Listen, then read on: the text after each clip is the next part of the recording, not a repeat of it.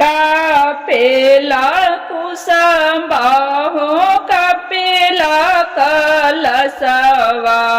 कापेलिया महामारहो कापेली कुसुम्बाहो कापेला कलशवा कापेलिया महामारहो धिया ले कापेली पापा हो अपना पापा कैसे करव कन्यादान हो धिया ले कापेली पापा हो अपना पापा कैसे करव धियवा दान हो धिया ले कापेली चाचा हो अपना चाचा कैसे करब धियवा दान हो मारो के पीछे बैठल बोलेली सुंदर बेटी पापा जी से यार हमारा हो मारो के पीछे बैठल बोलेली सुंदर बेटी पापा जी से यार हमारा हो जैसे के ये पापा बर खोजियला जी ओई से करी धियवा दान हो जैसे के ये पापा बर खोजियलिन जी ओई से करी धियवा दान हो जैसे के ये पापा पौआ पखरली जी ओई से करब धियवा दान हो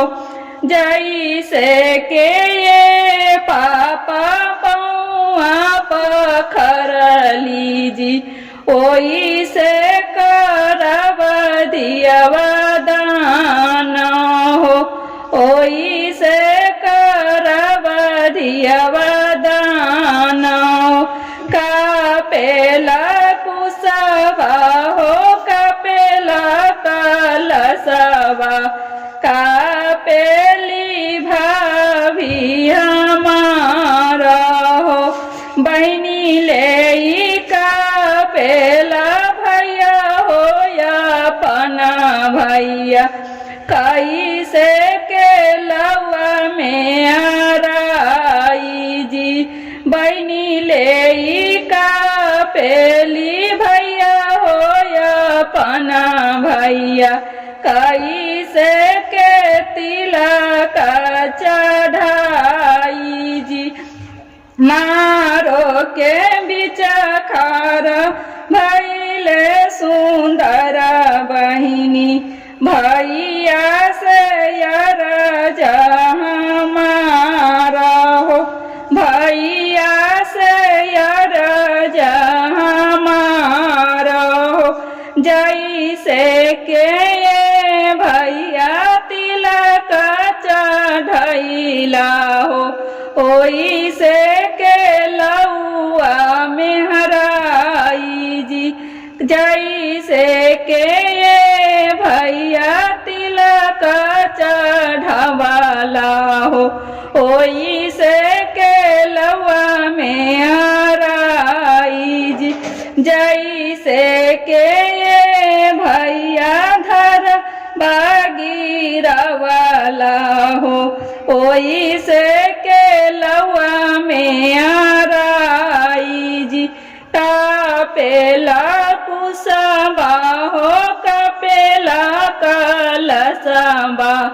कापेला पापा जी हमारा हो कापेली पापा जी हमारा लाले लागल वहरा बाहो डोलिया आई गई गईले हो, लागी गईले बाती सो कहार हो। दूसरा गाना भी मैं सुना रही हूँ, बेटी विवाह का गीत। लाले लागल ओ हरा बाडोलिया आई गईले हो, लागी गईले बाती सो कहारा जी। लाले लागल ओ हरा बाहो डोलिया आई गईले, लागी गईले बाती सो हारा हो। लाले लागल ओ हरा बाडोलिया आई गईले, लागी गईले बाती सो कहारा जी। जब डोलिया गईले सा, जब डोलिया